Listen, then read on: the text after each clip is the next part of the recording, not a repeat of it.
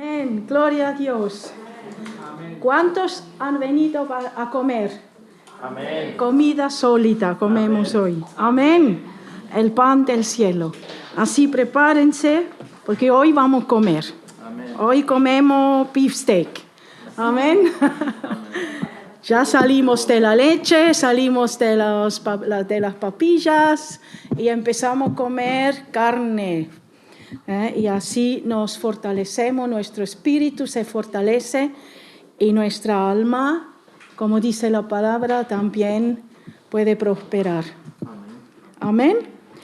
Así que hoy realmente cada domingo, cada reunión es especial, pero hoy noto algo es muy especial. Y les digo que los ministros de alabanza no tenían idea de qué palabra voy a traer. Y yo he tenido una pequeña lucha con esta palabra.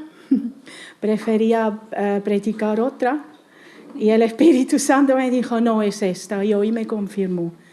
Porque hemos cantado del amor de Dios constantemente. Y hemos cantado esa canción que vuelvo a casa de mi Padre, a sus brazos.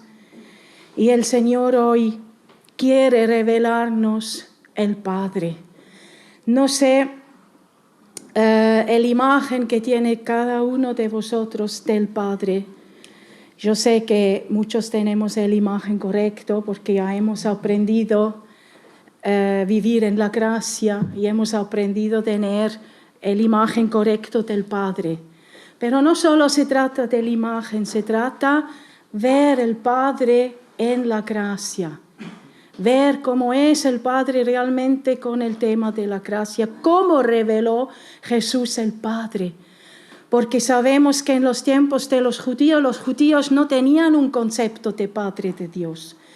Dios nunca se había revelado en el Antiguo Testamento como Padre a su pueblo. Siempre era el Dios eterno, el Dios que manda, el Dios que da mandamientos y órdenes, el Dios que exige, el Dios a quien cuando querían llegar tenían que hacer algo para que les acepta, un Dios de la restitución.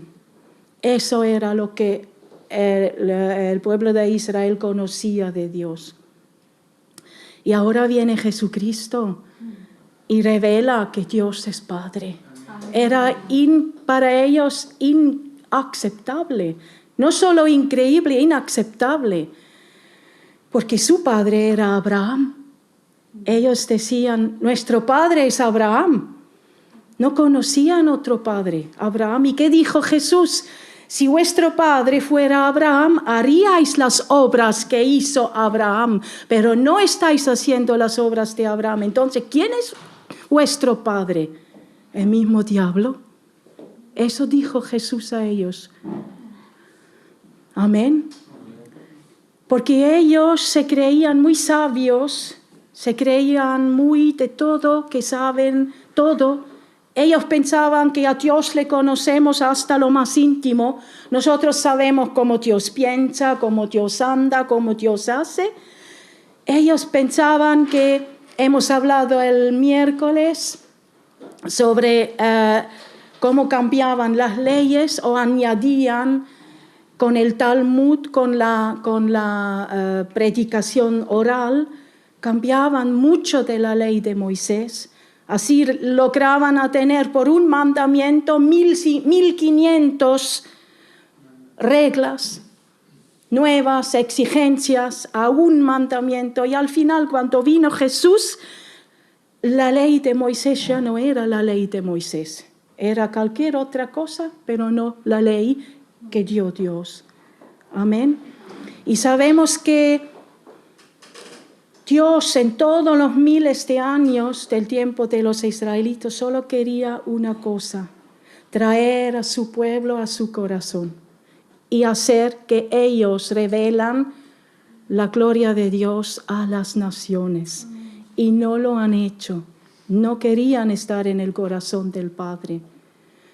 Y vemos la diferencia, por ejemplo, Moisés subió al monte bajaba del monte, sabemos que tenía el rostro glorificado, iluminado, ¿y qué hicieron? Tapaban la cara, no aguantaban a verle. Creían que van a morir si le miran. No querían ver lo más íntimo de Dios. Le tenían miedo. Y Moisés tapaba la cara para no hacerles daño de tanta gloria, de tanto amor. Amén. Pero cuando Jesús bajaba del monte de la transfiguración, glorificado e iluminado, la gente le seguían, querían estar con él. No corrían, no tenían miedo. Esa es la diferencia. Y Jesús vino a predicar, a revelar al Padre. Hoy hemos cantado de ese gran amor. Ahora lo que también hemos aprendido es que la Biblia hay que verla siempre en el contexto. Y muchas veces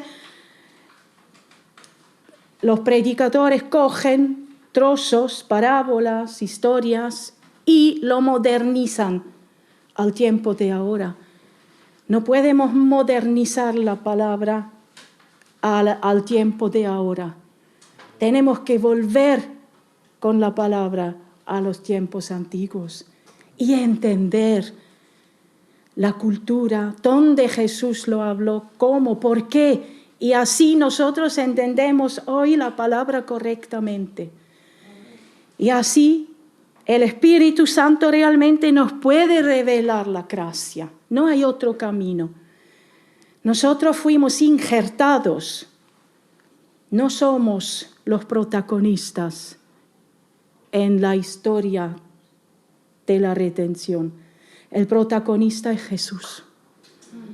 Y nosotros, por la misericordia de Dios y la gracia de Dios, ahora formamos parte de ese cuento de amor. Amén. Y formamos parte del final feliz. Amén. Nada más. Fuimos injertados. ¿Para qué? Para seguir con la tarea que ellos, los israelitas, no querían hacer. Y es predicar el Evangelio, las buenas nuevas. Ellos tenían las buenas nuevas y no los contaban. Nosotros seguimos haciendo ese trabajo. No los reemplacemos, no. Nunca puede el pueblo de Dios, el pueblo de Jesucristo, reemplazar a los judíos, nunca. No los reemplazamos. Amén. Solo hacemos nosotros lo que ellos no quisieron hacer. Y por eso fuimos injertados. Y por eso ahora somos uno con ellos en los ojos de Dios. Amén. Ahora con esa base de tener que entender la cultura y por qué Jesús dijo una cosa. Nada es por casualidad, Él no habló así. Él vino a convencer a los judíos primeramente. Y entonces Él tenía que hablar escándalos. Amén. Jesucristo fue un escandaloso. En la manera como Él hablaba con los judíos. Un escándalo, por eso no lo querían. Ya nació de una familia escandalosa. Lo hemos aprendido también. Fue un escándalo en esta familia. María, no casada, embarazada, prometida. ¡Qué escándalo! Y de esta familia viene que dice que él es hijo de Dios. No solo esto, la línea de los antepasados, escandalosa. Todas las mujeres venían de cualquier sitio. Eran prostitutas, perdidas. Y se transformaban en personas de clave para el nacimiento de Jesús. Entonces ahí ya vemos que Dios está buscando y está llamando no los justos, no los que piensan que son los más justos, está buscando lo que es perdido y puede hacer cualquier cosa. Amén. Él convirtió la ramera en la madre de la línea de donde vino Jesús. ¿Se acuerdan? De la ramera. Luego Ruth no pertenecía al pueblo de Dios, nada. Y luego María también, una jovencita, se quedó embarazada.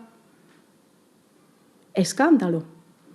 Y así Jesús, ya veo más y más, a Jesús le gustaba esto. Y él sabía arrinconar a los fariseos, escribos, sabía arrinconarlos y hacerlos callar. Y él hablaba duro. Amén. Él dijo la verdad.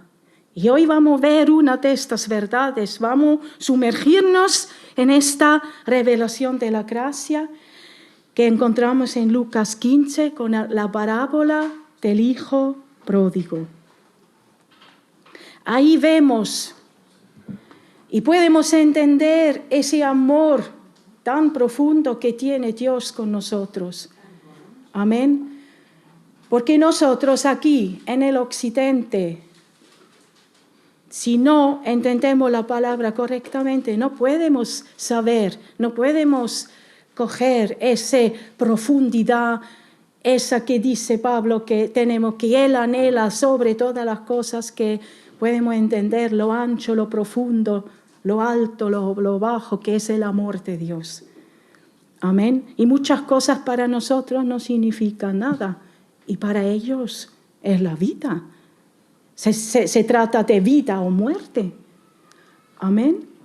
Y sobre todo dejamos ese versículo 12:2. Y con el tiempo ya vais a ver por qué ese versículo tiene que ver con esa historia. Amén.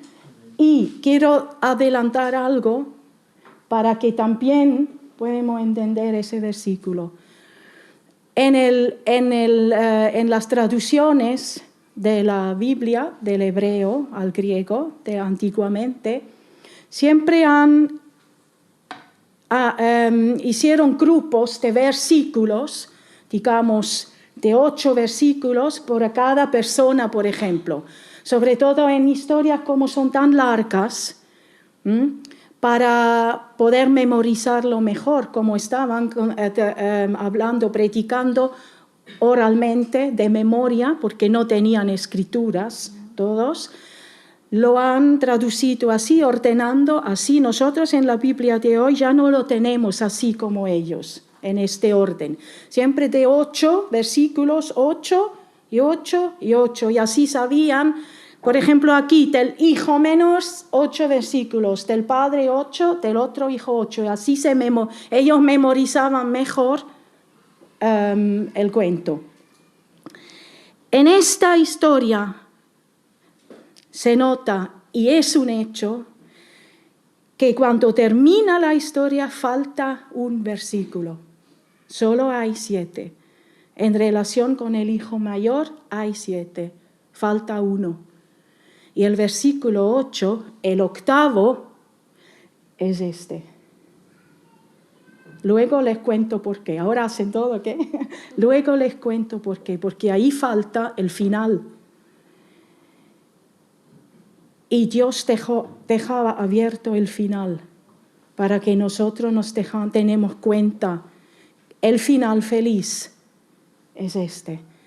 El final feliz no fue que el hijo mayor se arrepintió, como se está esperando. De pronto termina y se queda así el hijo mayor. El padre iba a hablar con él y él se quedó así. La cosa se quedó sin final. Y Dios la gracia siempre tiene un final feliz. Este es el final feliz. El hijo, podría haber sido que el hijo mayor mató con una madera al padre. Os dejo con esto. Vale, vamos. Ahora no se concentran solo en esto, ¿eh? Vale, vamos allá.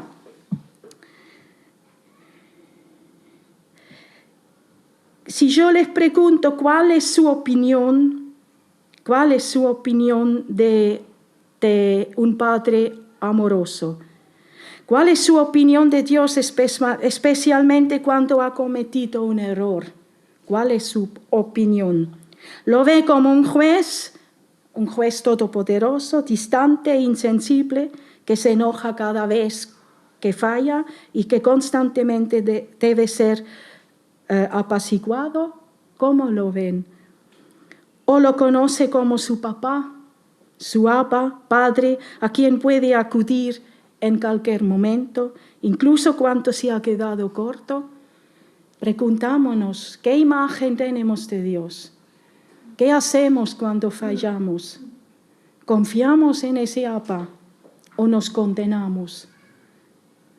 ¿O pensamos qué tengo que hacer ahora para quedar bien otra vez delante de Él? Aún conociendo la gracia, aún conociendo que Jesús murió por todos nuestros pecados, esto nos puede alcanzar. ¿Cómo reacciono yo ante la circunstancia que fallo? ¿Con condenación o con confianza? Eso tenemos que preguntarnos. Amén. Muchos creyentes han llegado a un lugar donde se han olvidado de su Padre Celestial, se han olvidado de su amor, su gracia y su bondad amorosa. Su relación con Dios de una manera judicial se presentan ante Él con aprensión y temor. Le presentan sus fallas y se van rápidamente antes de recibir el castigo. Decir, oren, cortan, se levantan y salen.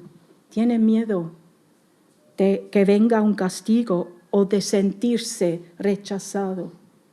Y no pueden llegar realmente a la presencia de Dios, donde Dios pueda sanar. Esa creencia errónea de quién es Dios realmente ha llevado a muchos al miedo, la culpa y al fracaso, a la inseguridad de inferioridad en el intento de hacer todo bien para Él y para los demás. Amén. Y esto era el ambiente de los judíos. No tenían confianza con un Dios amoroso, misericordioso. Solo confían en la ley y en la restitución. Amén. Vemos 3 historias en Lucas 15. No voy a leer todo, así que tenéis la Biblia a mano o la palabra. Vemos 3 historias. La primera es de la oveja perdida, la segunda de la moneda perdida y la tercera del hijo pródigo. Jesús nombra esas 3 historias juntos por un propósito. Y el propósito leemos siempre en el final, donde él dice: de la misma manera hay más alegría en el cielo por un pecador perdido que se arrepiente y regresa a Dios que por 99 justos que no se extravieron. Amén. Hay gozo en el cielo por un pecador que vuelve a Dios. En la parábola de las ovejas, él dice que un pastor deja 99 para buscar una. En la parábola de la moneda, la mujer llama a todos los amigos a hacer una fiesta por la moneda que encontró. Ahí, en ese tiempo, en el Medio Oriente, las mujeres, las personas de la clase media, llevaban el dinero sobre el cuello. Lo escondieron donde puede. Y vivían de esto, era de supervivencia ese dinero. Una moneda perdida significaba no comer, significaba no poder cumplir la ley, no pagar deudas. Y sabemos que la gente estaba muy, muy opresionada por el tema de tener que cumplir la ley. Una moneda perdida era lo peor que les podía pasar. Por eso Jesús nombraba esta moneda. No es solo como nosotros, si perdemos 1 euro, vale, por 1 euro no morimos de hambre. no pasa nada. Pero en aquel tiempo, una moneda perdida era de supervivencia. Así entendemos un poquito la cultura, porque si no podías pagar las deudas, ya sabemos lo que pasó. Si no podías cumplir lo que manda la ley para cumplir, ya sabemos lo que pasó. Siempre vivían en miedo de represalias de los fariseos y de la ley. No había libertad. Y los de la media clase que tenían más dinero, más estaban en los ojos de los fariseos. Con el tema de los impuestos, por ejemplo, también. Amén. Entonces, por eso Jesús nombra la moneda, era una moneda importante, no cualquiera. ¿Y qué hace la mujer? Llama a los amigos y hace una fiesta, gasta dinero, encuentra la moneda y va a gastarla para hacer una fiesta. No es lógico, ¿o no? Pero Jesús quiere hacer entender la importancia de las cosas de la cultura allí para que nosotros entendemos. Amén. Entonces en el cielo hay igual de fiesta cuando un pecador vuelve como esa mujer que encuentra la moneda. Así Dios hace fiesta. Y luego, y con la oveja lo mismo, sabemos que ellos vivían de las ovejas. Vivían de las ovejas. Las ovejas eran todo para ellos. No puedo entrar ahora a lo que el aprovecho que tenían de las ovejas, pero podemos imaginarnos qué era una oveja para ellos. Una oveja era muy valoroso. Amén. Y el Señor dice, así se alegra el cielo por un pecador, como si hubiese encontrado la oveja perdida.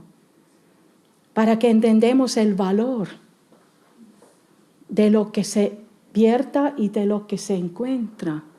Amén. Y Jesús dice que hay fiesta en el cielo. Lo sabemos. Por cada pecador que vuelve hay fiesta en el cielo. Hay gozo. Había gozo en aquel tiempo por un pecador que vuelve. Pero el gozo de estos pecadores en el Antiguo Testamento que volvían era limitado por pecador que vuelve. Amén.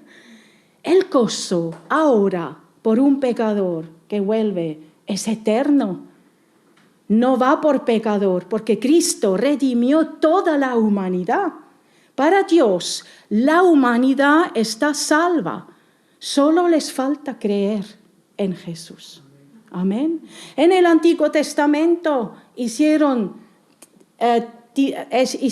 distinguían entre pecados. Había pecados graves, menos graves, medio grave. Por algunos pudiste morir, por otros no. Sí, por eso señalaban. Tú hiciste este pecado, nombrando los pecados. Hoy no tenemos que nombrar los pecados. A Dios no le interesan los pecados. A Dios solo interesa una cosa, si crees en Jesucristo o no. Eso es todo. Porque Jesús eliminó el pecado. El pecado ya no tiene poder sobre los hijos de Dios. El único pecado que existe en el mundo es el no creer en Jesús. Por eso dice el Espíritu Santo vino para convencer del pecado, singular, no plural, de un pecado, la incredulidad. Y a Dios no le importa lo que haces, ni si eres un asesino.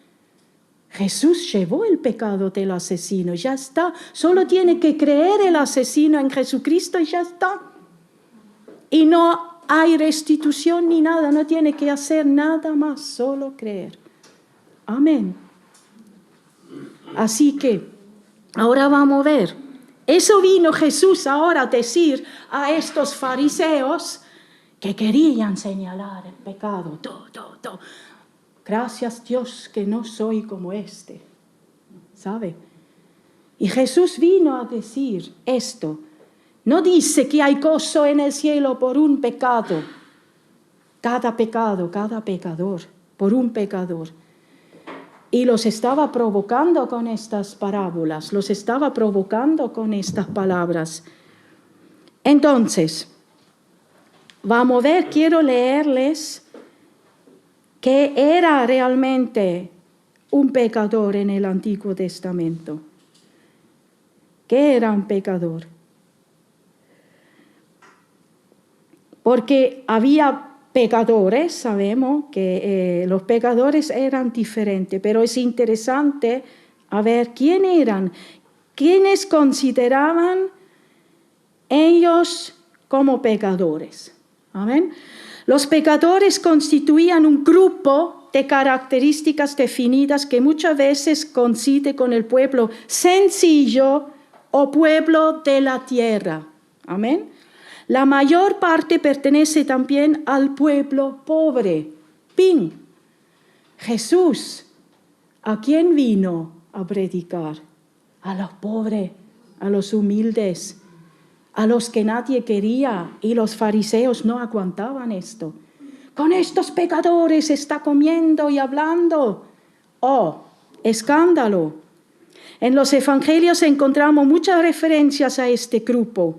Cuanto juntos señalan las multitudes, la gente, el pueblo que acudía anónimo al encuentro con Jesús. Muchos venían escondidos a Jesús para que los fariseos no los ven. Amén. A este grupo pertenecían personas diversas que tenían en común el estigma del pecador, es decir, haber transgredido alguna de las numerosas normas de pureza. Amén. Por su ignorancia, ahora viene, falta de instrucción y desconocimiento de la ley, estaban permanentemente expuestos a transgredir alguna prescripción. Amén. En los tiempos de Jesús existían alrededor de 600 mandamientos. 600 mandamientos. ¡Qué terrible! Entre prohibiciones y prescripciones, solo los que accedían a la instrucción religiosa podían llegar a conocerlas. Y ahora viene, en la práctica no había solución para el pecador. ¿Por qué? Si tú no puedes comer con la gente pobre porque está impuro, si tú no puedes hablar con la gente impura, si tú no puedes, si un rico judío tenía una limpiadora en su casa, que era de los pobres, son como los salarios, no tenían instrucción de la ley esa gente. ¿Por qué? Porque solo a sentarse con ellos los hicieron impuros, creían que el pecado se transmite. Entonces, si la limpiadora tenía que descansar, tenían que contratar otra que limpia mientras la una descansa, porque si no su casa se hubiese contaminado con el pecado de la primera limpiadora. Cuando paraban de trabajar, cuando paraban en una casa de hacer nada, la casa se contaminaba. ¿Te lo puedes imaginar? Esto fue una de las leyes. Solo los podían, mientras se movían, claro, se movían, el pecado se movía y no se queda. Cuando paraban, el pecado se caía como el virus. Es así. De ridículo, nosotros nos reímos, pero vive en este tiempo, es horroroso. Entonces, nadie quería instruirles. Nadie quería instruirles. ¿Quién quería instruirles la ley diciendo esto, otro, para que lo podrían cumplir? Nadie. Entonces, la gente de la clase más baja no era instruido en la ley. Y ahí vemos que fallaban. ¿Qué dijo Dios a ellos? De que tienen que predicar, no el Talmud, no lo suyo, tienen que predicar el Evangelio, las buenas nuevas, la misericordia de Dios, porque los judíos en el Antiguo Testamento sabían de la misericordia de Dios. Y miren lo que han hecho. Y en esto vino Jesús. Amén. Esto eran los pecadores. No había solución para ellos. Teóricamente, las prostitutas podían purificarse mediante un complicado proceso de arrepentimiento, purificación ritual y expiación. Pero esto costaba mucho dinero. Habían que pagar a los sacerdotes. Y sus mal adquiridas ganancias no podían emplearse para este fin, se quedaban sucios. No había sitio para ellos ni en el tabernáculo, ni para traer un sacrificio, nada. Con respecto al recaudador de impuestos, sabíamos lo mismo. Los recaudadores de impuestos eran la peste para los fariseos. Ahora, Jesús vino a sentarse con esta gente, hablando con esta gente. Amén. Y esta gente era condenados a la exclusión social. Condenados a la exclusión social en el Medio Oriente. Amén. Sabemos el tema hoy que tenemos, lo que se hace para que nadie esté excluido socialmente. Ahí los excluían sin nada. Los dejaban así, sucio, en pecado. Y ahora Jesús dice, el cielo se goza. ¿Para quién? Si uno de estos, no tú fariseo, no tú escriba, el cielo no hace fiesta cuanto tú, no, porque tú no necesitas el gozo y la fiesta, tú ya eres justo, tú legalista ya eres justo, no necesitas. No. A estos los que tú no quieres, los que tú dices que no son dignos de nada, a estos Dios hace fiesta en el cielo. ¡Escándalo! ¡Escándalo! Terrible. Y Jesús vino a poner todo pata arriba, ¿no? Se dice, patas arriba.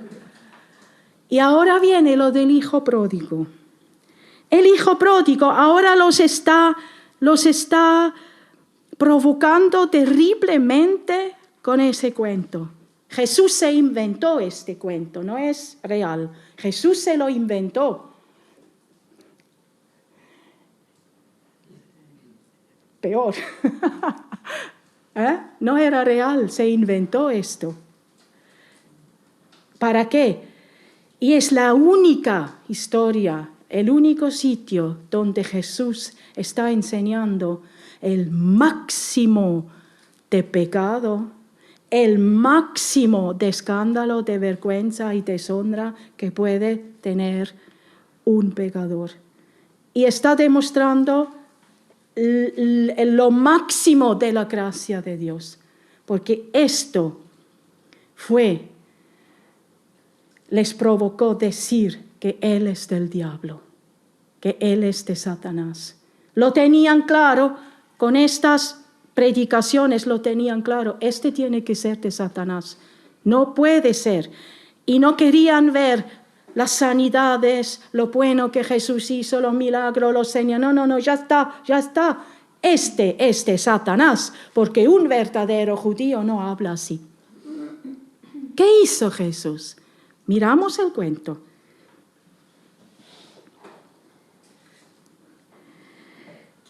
Dice, un hombre tenía 2 hijos, versículo 11. El hijo menor le dijo al padre, quiero la parte de mi herencia ahora antes que mueras. ¿Te parece? Es como si dirías, padre, no puedes morirte ya estoy harta, muérete ya. Quiero mi herencia, quiero mi parte. ¿Qué es esto? Quiero ser independiente, ya quiero vivir. Déjame vivir, estoy harta de esto, muérete. En la cultura del Medio Oriente, ¿sabe lo que podría haber hecho el padre con él? Azotarlo públicamente delante de todo el personal de la casa y, en el caso peor, echarlo de la casa, pero sin la herencia. Podría haber muerto por haber hecho esto en el Medio Oriente. Hoy en día con nosotros es normal. Los padres ya dividen la herencia, ya se nos da, por cuestiones de impuestos, qué sé yo, porque es mejor al final. Ahí, porque la herencia que adquieren era de generaciones. Del padre, del abuelo, del bisabuelo, del bisabuelo.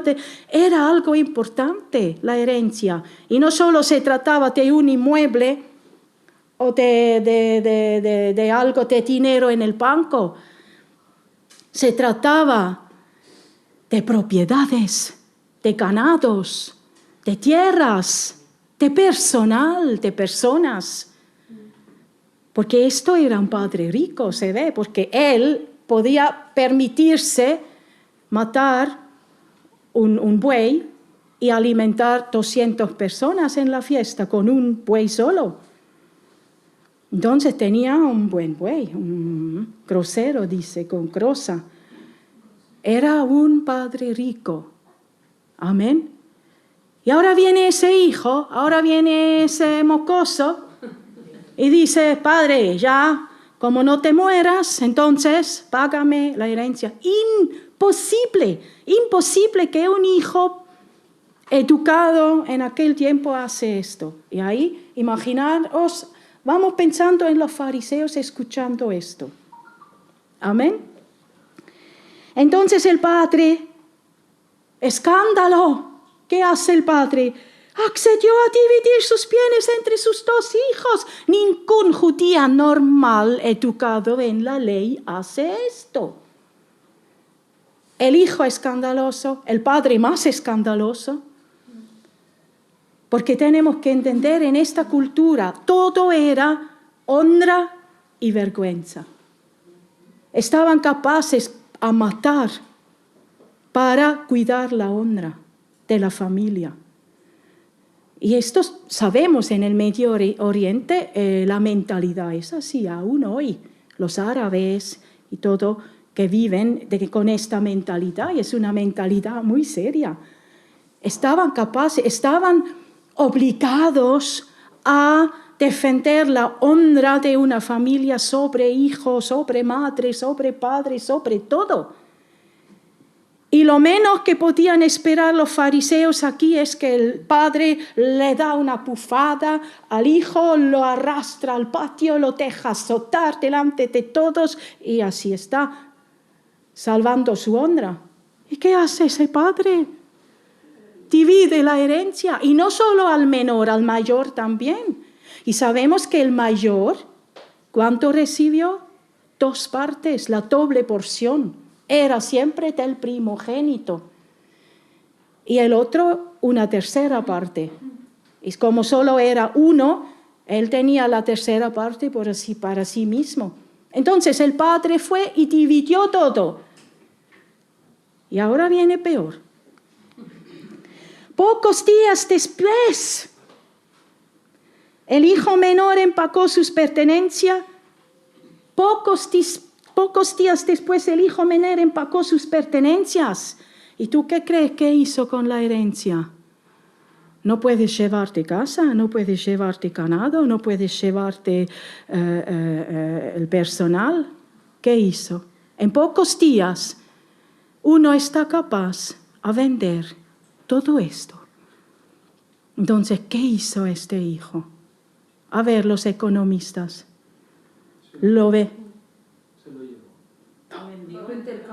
Lo vendió con un gran descuento.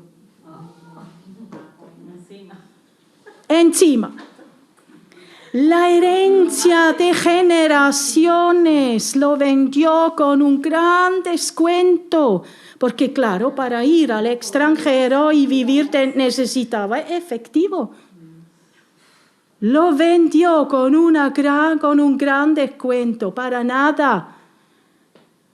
Ahora imaginaros los judíos escuchando esto. Y el padre no hizo nada. El padre tenía la culpa. El padre lo dividió la herencia. El malo aquí hasta ahora mismo era el padre, no defendiendo su honra. estaban los fariseos y viene peor. Escuchen. Después se mudó a una tierra distante donde derrochó todo su dinero en una vida desenfrenada. ¿Dónde se fue? A una tierra distante, al extranjero. Salió de Israel. Y hemos aprendido los miércoles que eso es lo peor que un judío podía hacer, salir de su tierra. Porque toda tierra fuera de Israel era tierra pagana, idólatra. Ahí estaban los sucios. Él iba a una tierra extraña a ensuciarse con los idólatras. Ensuciarse en una manera espantosa. Y cuando los comerciantes tenían que ir al extranjero para negocios, cuando venían, dice, azotaban las sandalias para quitarse el polvo del pecado, el polvo de la suciedad. Era horroroso para los judíos y tenían que entrar en un ritual de limpieza y expiación para limpiarse de esto. Va al padre, le recomienda morir para que pueda tener la herencia. Logró que el padre le dio la herencia, vendió todo con un gran descuento y no solo eso, se fue al extranjero. Y no vino a decir al padre, papá, mira, yo soy grande ahora, quiero hacer negocios, págame la herencia, quiero aumentar la herencia de generaciones para mis hijos, quiero hacer dinero, quiero hacer algo. No. Se fue al extranjero tirándolo. Y el padre lo sabía. En todo ese tiempo el padre sabía lo que él hizo. Y Jesús en ningún momento menciona que el padre se levantó y mandó sus hombres de músculos para que lo pegan. No hizo nada el padre. Escandaloso. Un padre así es un débil. Un judío débil. Que no vale nada. Y al final deben haber dicho, vale, que se lo merece. Si es tan tonto. Iban contra el padre. Ahora, lo derrochó su dinero en una vida desenfrenada. Al mismo tiempo que se le acabó el dinero, hubo una gran hambruna en todo el país. Fíjense, qué casualidad. En el momento que ya no tenía nada, vino la hambruna. Y sabemos lo que era una hambruna en el Antiguo Testamento, ¿cierto? Son las hambrunas aquellos que mencionan Dios en el Antiguo Testamento donde comían los niños y las placentas porque no tenían comida. Una hambruna en aquel tiempo no es una hambruna como ahora. En una hambruna así estaban capaces de comerse las sandalias, la basura, los bichos en el suelo, que todo era inmundo. Una cucaracha era lo más inmundo que había en aquel tiempo. Se la comían. Y cuando no había nada más para comer, comían la placenta y los bebés, los hijos. ¿Se acuerdan en el Antiguo Testamento que Dios estaba reprochando? Su propio pueblo hizo esto. Su propio pueblo hizo esto en un tiempo de hambruna y Dios estaba enojado con ellos. Y en este tiempo, cuando el hijo pródigo estaba en esa tierra, vino esta hambruna.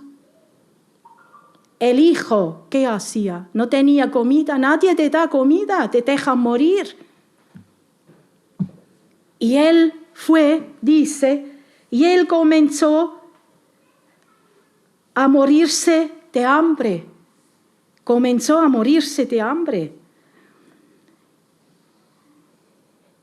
Y los judíos sabían, cuando uno llega al momento de morirse de hambre, ya había comido de todo, casi.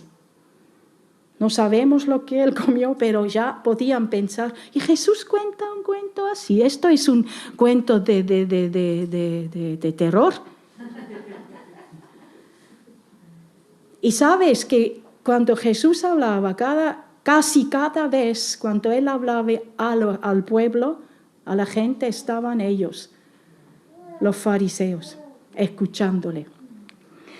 Y él comenzó a morirse de hambre. Ahora convenció a un agricultor local de que le contratara. Y en el hebreo dice que se agarraba del agricultor en una manera deshonrada. ¿Sabes cuánto se ve tal vez en la película o en reportajes de África, los niños que se mueren de hambre, o en otros países? ¿Qué hacen los niños cuando mendigan? Te cogen los pantalones, te tiran la ropa, y, por favor, no te dejan en paz.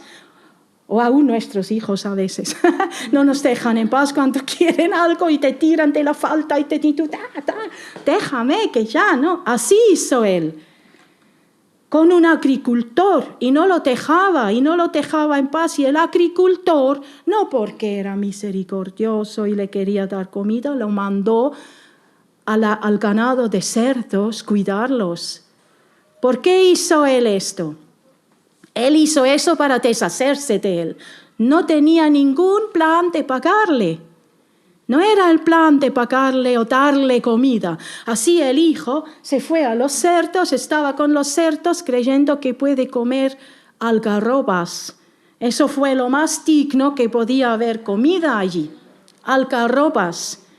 Pero no, los otros cuidadores de los cerdos se fijaban muy bien que ninguna algarroba llega a las manos de ese.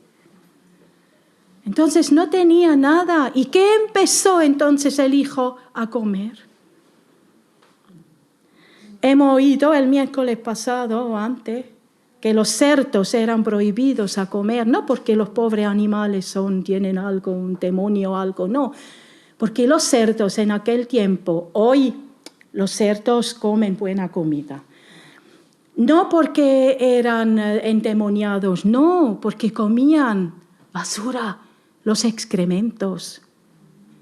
El cerdo es una especie de animal que tiene que limpiar la tierra, como una aspiradora, un cubo de basura. Para eso Dios hizo el cerdo, para que limpia, como las hormigas que limpian también la tierra, se llevan los insectos muertos y todo, limpian la tierra. Dios hizo animales que nos limpian la tierra. Entonces, ¿qué comía él?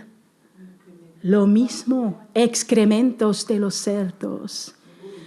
Imaginaros los fariseos. ¡Ah! ¿Pero qué habla este? Está loco. Este tiene un demonio. ¿Cómo va a hablar así?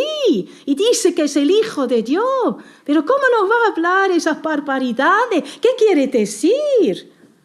Pero escuchaban porque querían saber el final. Entonces, ese hombre no le contrataba para tener dinero o comida. Él tenía la idea de pedirle que le contratara. Y el hombre lo envió al campo para que diera de comer a sus cerdos encima, a la basura y todo esto. El joven llegó a tener tanta hambre, porque algo de dignidad debe haber tenido de no comerse de todo.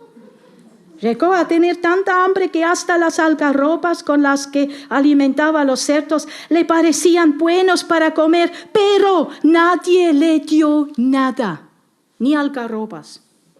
Nadie le dio nada. Imaginaros ese hijo ahora allí. Es el momento para entrar en sí, ¿no? Cuando finalmente entró en razón, se dijo a sí mismo, en casa hasta los jornaleros tienen comida de sobra. ¿Qué significa? Los jornaleros era la clase más baja de personas que había. Vivían de lo diario que ganaban, y por eso era grave si no tenían trabajo en un día. Porque si no cobraban, no comían. Y ahí nos acordamos de la parábola de los jornaleros, ¿no? Que los últimos son los primeros. Nosotros somos los últimos. Amén. Y tenemos todo, de todo el día y de todo. Jesús habla siempre con sentido. Entonces, él se acordaba que los jornaleros, que eran la clase más baja, no tenían instrucción en la ley, nadie quería tener nada con ellos porque eran sucios. Tenían ¿qué? Abundancia en la casa del Padre. ¿Y qué se acordaba? Mi Padre es generoso. Ahora se dio cuenta lo que tenía. Mi Padre es generoso, mi Padre es misericordioso, mi Padre trata bien a la gente. Amén. Mi Padre en realidad me ama. Y aquí estoy yo muriéndome de hambre. Volveré a la casa de mi Padre y le diré: Padre, he pecado contra el cielo y contra ti. Contra el cielo aquí no significa contra Dios. Significa he pecado lo alto que es el cielo. Tan montón de pecados como es alto el cielo. No dice en contra de Dios en el hebreo. Dice, he pecado en contra de ti y hacia el cielo. Tan grande es mi pecado. Lo reconoció. Ya no soy digno de que me llamen tu hijo, ¿cierto? ¿Sabías que en esa cultura cuando un hijo hizo algo así, tenían que celebrar un funeral? Celebraban un funeral para ese hijo porque el padre tenía que declararlo muerto. Y había un funeral. Y ese padre tenía que declarar a ese hijo muerto por la deshonra, por lo que él hizo.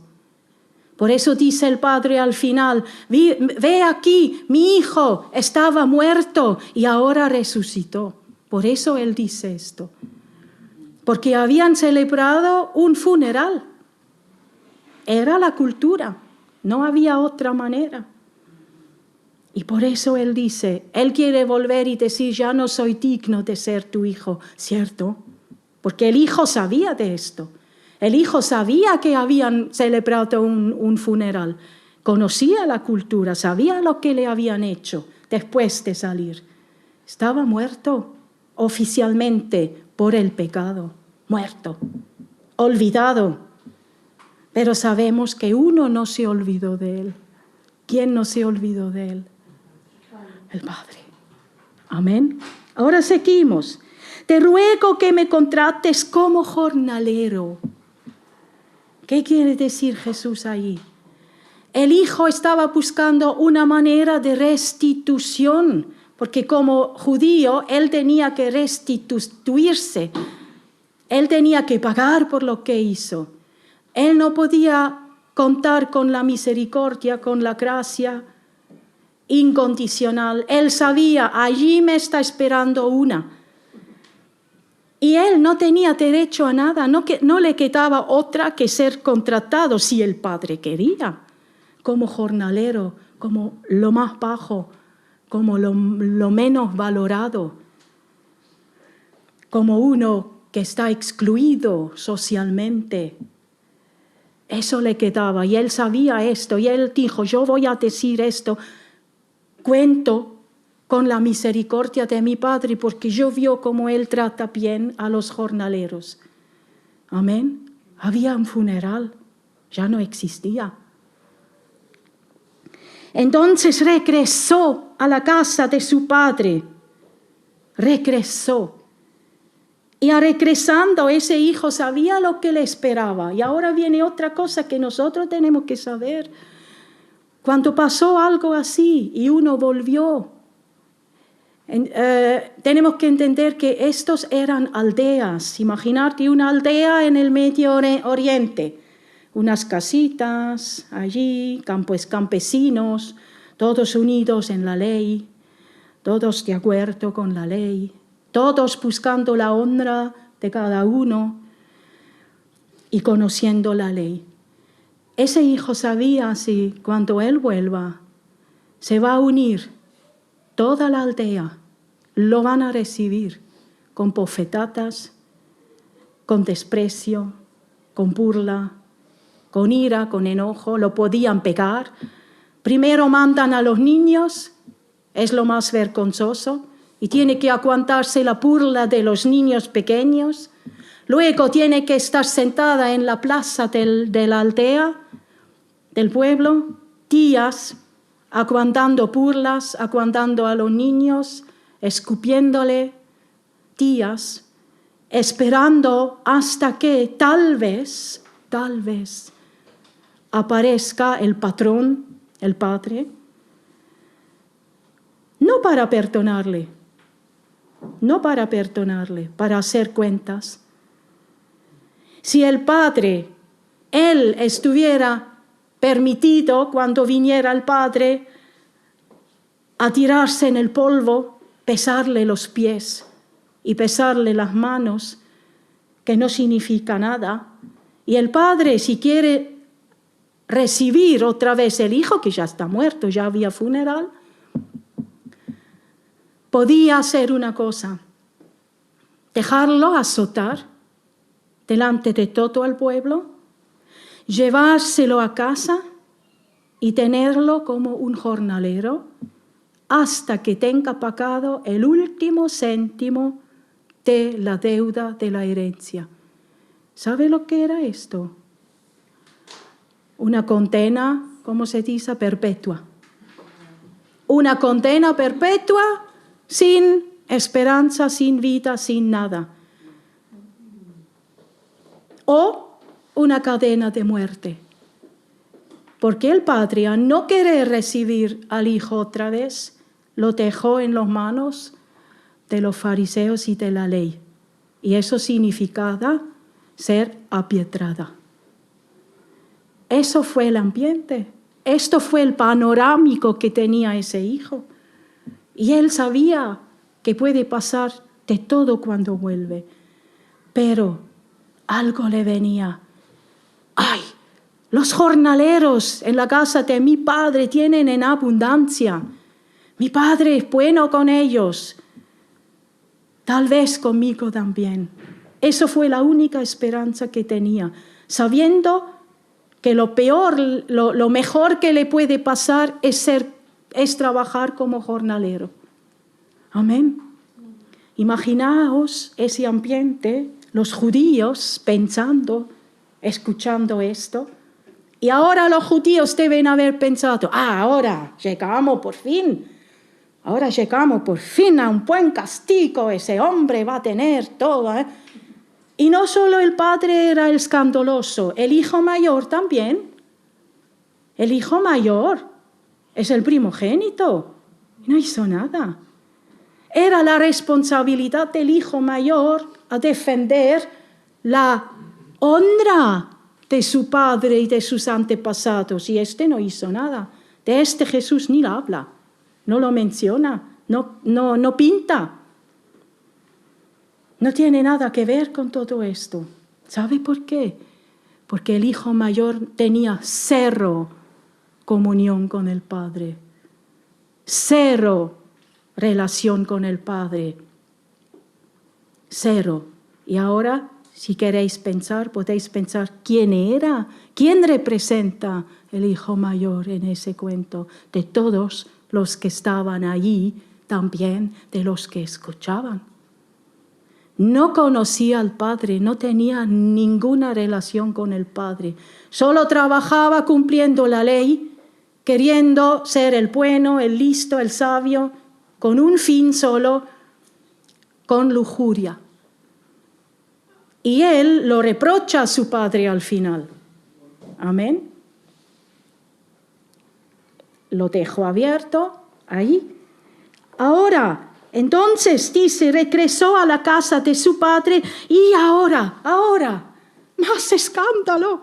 Los fariseos ya no sabían dónde ponerse. Con todo este escándalo, su padre lo vio llegar. Significa, el padre le estaba buscando. El padre estaba mirando. Tenemos que imaginarnos una aldea. Los pueblos allí tenían una aldea. Y habían que subir a la aldea para llegar dentro del pueblo. Entonces el padre tenía, y en cuanto el hijo llegaría a las primeras casas, se amontonarían los habitantes para hacer con él lo que tenían que hacer. Entonces el hijo se acercaba a esa aldea, el padre estaba allí arriba mirando. ¿Por qué? El padre tenía que mirar, tenía que estar el primero en verlo para que al hijo no le pase lo que le tenía que pasar según la ley. Lo pillan. Así que el padre estaba mirando cada día. ¿Por qué? Porque quería encontrarle antes de que llegue al gran castigo de la ley. El padre lo vio. ¿Y qué dice? Lo vio llegar, lleno de amor y compasión. El hijo en esta vez pensaba bien de su padre. La cuenta salió. El padre se llenó con amor y compasión. ¿Qué así? Corría hacia su hijo. Un judío noble no corre. Los judíos no corren. Los nobles no corren. Los nobles se deslizan. Era deshonrado correr. ¿Sabes por qué? Sabemos que los judíos llevaban túnicas, vestidos. Y sabemos que en el Medio Oriente, aún con los musulmanes, estar vestido con túnicas significa, la palabra árabe para túnica significa honra.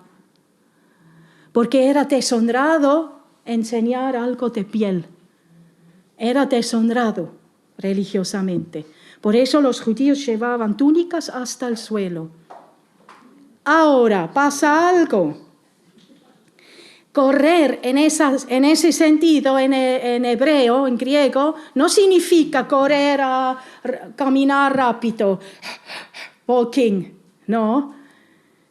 Significa correr como si fuera una carrera. Ahora, ¿cómo corres tú con un vestido largo? Como uno tenía que subir el vestido y se le veía las piernas.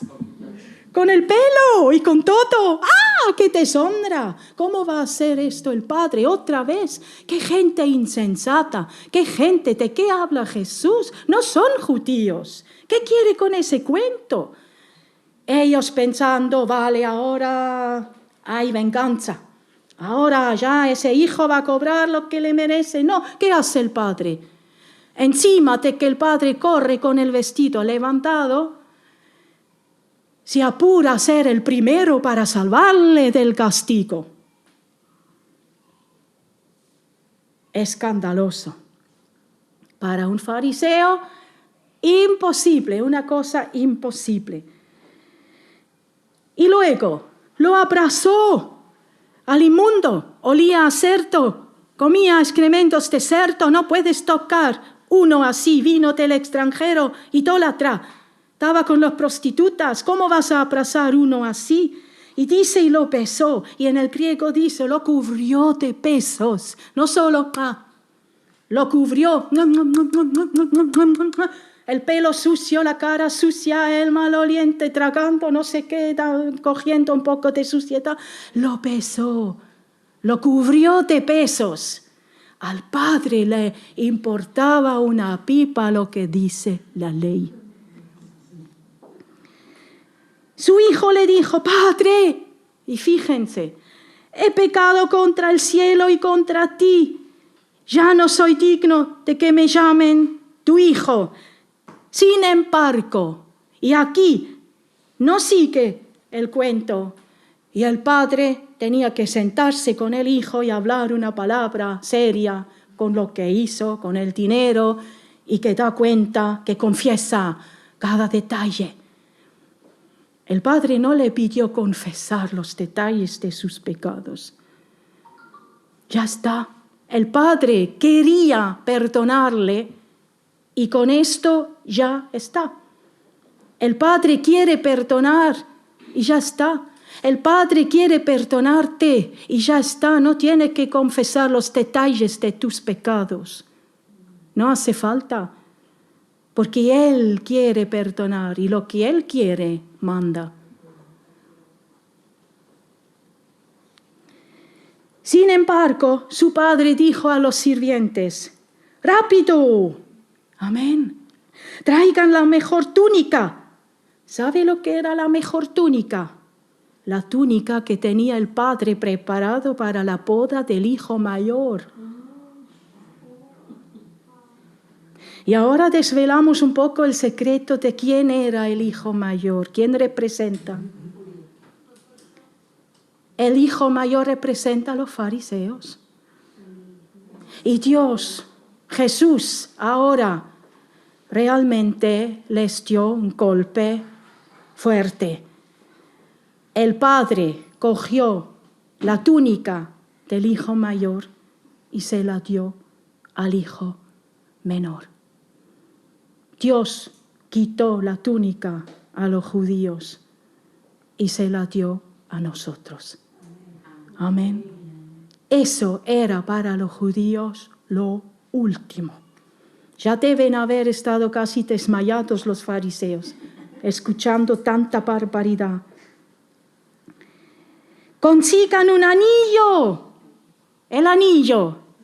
Somos inteligentes, sabemos lo que significaba un anillo. Un anillo era un anillo de sello.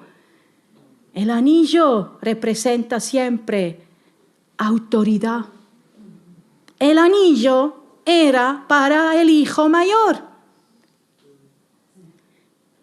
Se lo quitó y se lo dio al hijo menor. ¡Oh!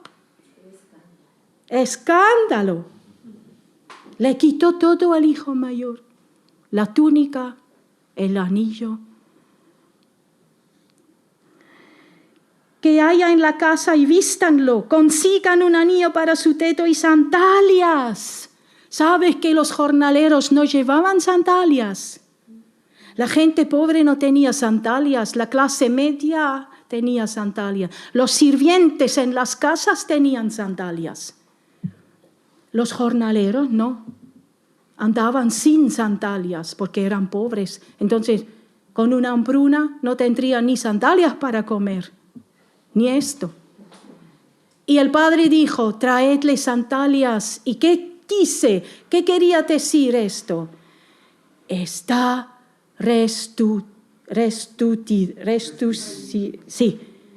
estás perdonado. No tienes que trabajar como jornalero. No tienes que andar sin sandalias. Amén. Restituido era el hijo. Maten el ternero que hemos encortado. Ese ternero fue preparado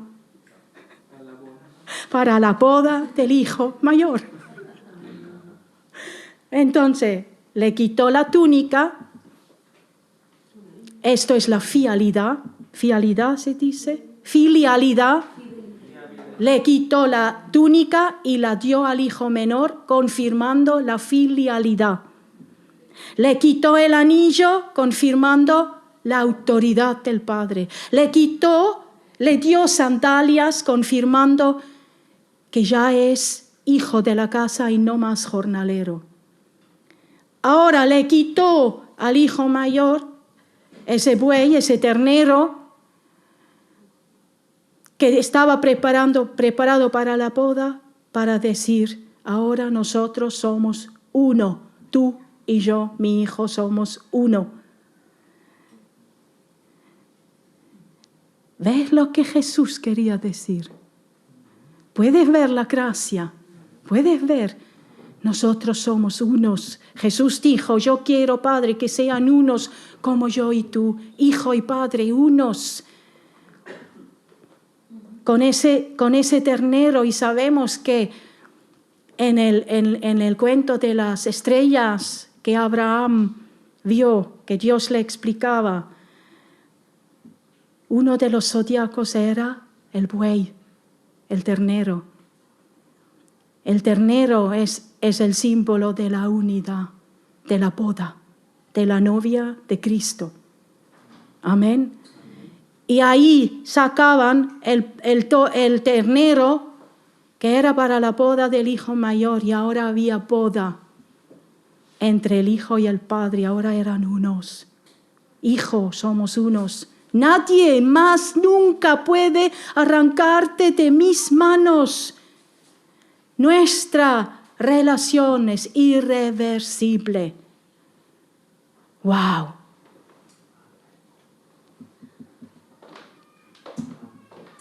Los fariseos arrinconados, imaginaros, tenemos que celebrar con un banquete, claro.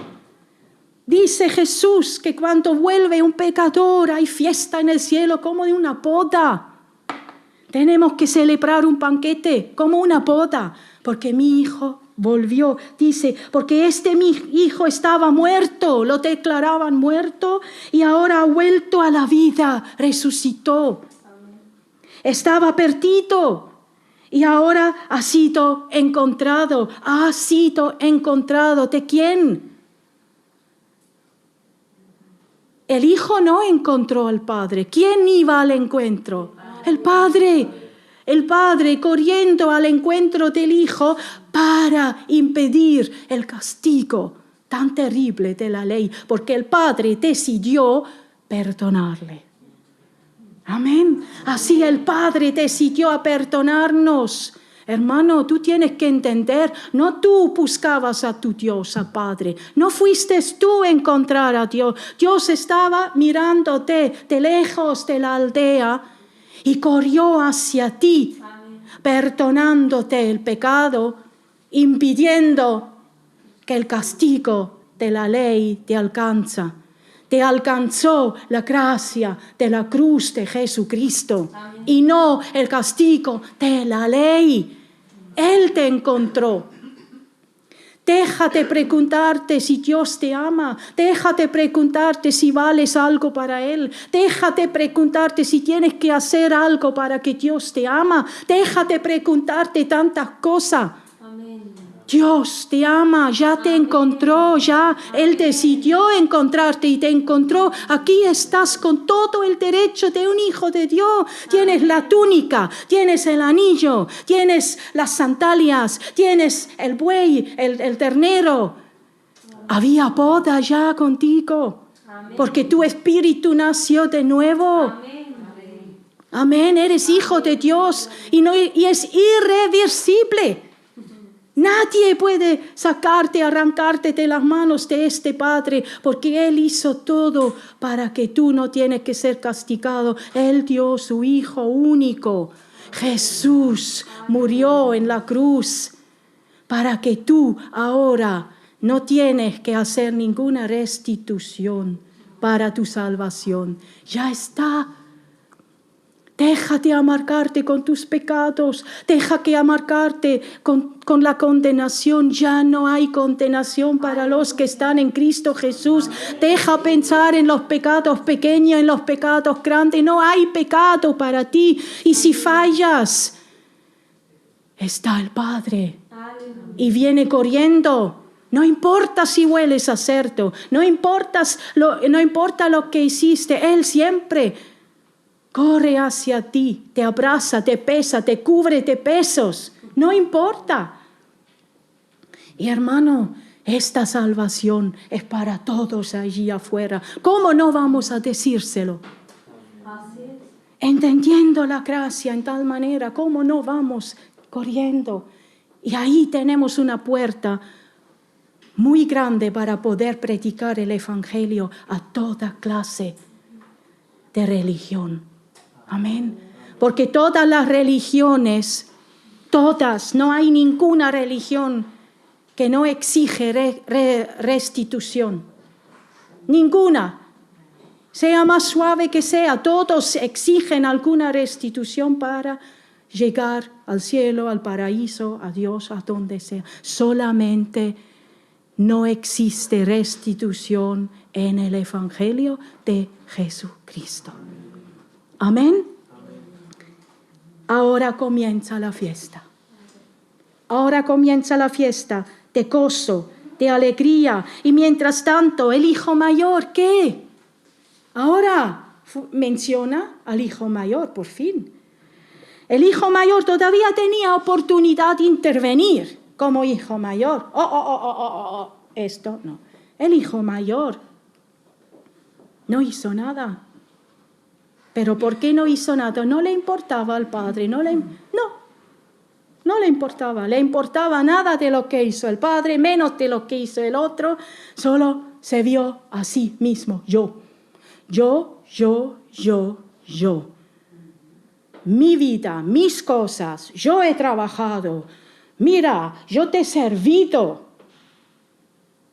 Un hijo no tiene que servir, un hijo es el patrón. Él se vio como servidor de su padre y eso simboliza lo alejo que estaba él de una relación, de una comunión con su padre. No tenía ninguna comunión con su padre. Se vio como servidor, se vio como esclavo, cumpliendo los órdenes, cumpliendo las leyes. Y él dice, miren, él regresó, oyó el sonido de la música y baila en casa. El padre ni le avisaba. No había relación, el padre no tenía por qué avisar al hijo mayor que el otro volvió. Ya estaban en plena fiesta, el hijo mayor se entera por casualidad. Y preguntó a uno de los sirvientes. No iba a preguntar al padre, no iba a entrar en la fiesta. ¿Qué pasa aquí? No, ve la nula relación que tenía con el padre. Un sirviente preguntaba, ¿qué pasa aquí? Oh, dice esto, tu hermano ha vuelto y tu padre mató el ternero y cortado. Celebramos porque llegó a salvo. Uy. El hermano mayor se enojó y no quiso entrar. Su padre salió entonces. Miren, ahí es donde el padre salió otra vez. El padre salió. El padre se había bajado. El padre bajó, se humilló, porque no era el padre que tenía que acercarse a este hijo, con cual no tenía ninguna relación y que estaba enojado y le reprochaba. Así como el padre bajó de la aldea, el padre bajó de la aldea hacia el hijo perdido. Así el padre bajó, digamos, del caballo para recibir, para hablar al hijo mayor. Era otra vez el padre que bajaba y que fue. Para los fariseos ese hijo mayor también era un insensato con su comportamiento y tampoco estaban de acuerdo que trataba al padre, porque el hijo menor cuando hablaba con el padre vino y dijo, padre, dame la herencia, Abba, padre. No han dicho Abba porque Abba es la expresión cariñosa que vino con Jesús al vocabulario. Han dicho padre, no papi. Abba es papi y padre es padre. El hijo menor dijo, padre, págame la herencia. O dijo, padre, con respeto al menos allí. El hijo mayor, nada de padre. Yo estaba aquí, he servido, he hecho, he cumplido todo. Menos respeto tenía con el padre. Y los fariseos, sí, se dieron cuenta.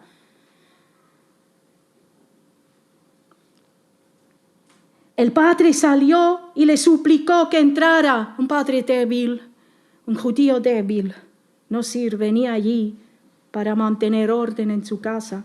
Pero él respondió, no dice padre. En la traducción hebrea dice como, hey tú, todos estos años he trabajado para ti, como un burro, y nunca me negué a hacer nada de lo que me pediste. Y en todo ese tiempo no me diste ni un cabrito para festejar con mis amigos. Sin embargo, cuando este hijo tuvo regresa después de haber derrochado tu dinero en prostitutas, matas el ternero encortado para celebrar. Qué falta de respeto hablar así al padre. Amén. Y ese hijo creía que se merece todo, porque él cumplió la ley, él cumplió los órdenes, era un buen fariseo. Amén. Era muy buen fariseo. No le podían reprochar nada y claro que él esperaba toda la recompensa para él por obras, por haber cumplido. Y así era el corazón de los fariseos. No les interesaba Dios. En realidad no querían nada con Dios, solo querían la bendición. Querían enriquecerse con Dios nada más y creían que cumplir órdenes, que estar como siervos, ser buenos siervos, cumpliendo la ley, se merecen todo. Así andaban. La gente no estaba en contra de los fariseos y escribas porque eran fariseos y escribas. La gente no los aguantaba por su actitud de orgullo y altanería. No los aguantaban porque sabían todo mejor, hacían todo mejor. Eran los santos, los buenos. La gente por eso no querían a los fariseos, menos los pobres. Amén. Hipócritas, legalistas. Esto es lo que eran. Y Jesús vino a decírselo. Hipócritas, legalistas. Os jactéis, como hemos oído en el principio, os jactéis de conocer a Dios, de saber lo que piensa, lo que hace. Vosotros os jactéis conociendo, teniendo una relación íntima, comunión con Dios, con el Eterno, con el Yahvé, con el Shaddai, con el Todopoderoso. Os jactéis de esto. Eso quería decir Jesús. Solo por cumplir la ley y todo, creéis que tenéis algunos derechos más que a los demás. No sabéis nada de mi Padre. No conocéis a Dios. No entendéis a Dios. No habéis entendido nada. Dejad de jactaros a conocer a Dios. No le conocéis. Yo no sé quién es vuestro Padre. Este no lo es. El Padre, el Dios, yo no sé quién es vuestro Dios, no dijo Padre. Este no lo es. Decís que Abraham es vuestro Padre. Si Abraham fuera vuestro Padre, haríais las mismas obras que hizo Abraham. Pero como no lo hacéis, sois hijos del diablo. Imaginaros los fariseos. Entendían perfectamente lo que Jesús quería decir. Entendían perfectamente y arrinconados, pero así, con bronca, con ira, esperaban un final feliz. Y ahora el Padre habla. Mira, querido hijo. Mira, hijo rebelde, tenga un poquito más de respeto. Mira, hijo querido, tú siempre has estado a mi lado y todo lo que tengo ya es tuyo. ¿Por qué entonces te consideras siervo? ¿Por qué entonces me reprochas lo que tuviste que hacer? No trabajaste para conseguir algo, trabajaste para aumentar lo que ya tienes. Nosotros no tenemos que estar con Dios, estando con Dios, trabajando por Dios, para ganarnos algo de Él. Nosotros servimos a Dios porque la gracia se multiplica, porque se aumenta la bendición. Pero ya tenemos todo y de lo que tenemos tendremos más. Por eso dijo el Señor, los últimos son los primeros, los de la hora 11, porque Jesús viene por medianoche. Nosotros somos la generación de la hora 11. A las 12 vendrá Jesús a buscarnos. Somos los primeros, aún trabajando solo una hora. ¿Por qué? Porque a nosotros se aumenta, se multiplica la gracia en una manera espantosa. Los últimos seremos los primeros, seremos los que trabajan con menos esfuerzo, porque trabajamos con más fe, porque creemos en Jesucristo y en su gracia. Y la gracia es la bendición de Abraham sobre nosotros. Y ellos no querían ver esto. La gracia los sacó de Egipcio, ¿se acuerdan? Como en alas de águila. Sobre alas de águila os he sacado de Egipcio, sobre el pacto de Abraham, porque recién en el monte de Sinaí recibían la ley. Estaban abajo del pacto de Abraham, de la bendición total, hasta que llegaban al monte de Sinaí. No querían entender esto. Inventaban 600 mandamientos que Dios no dio, 1500 letras sobre un mandamiento para hacer todo peor que ya estaba. Y esto no era de Dios. Por eso dice Pablo, la ley mata. La ley mata, pero la gracia da vida.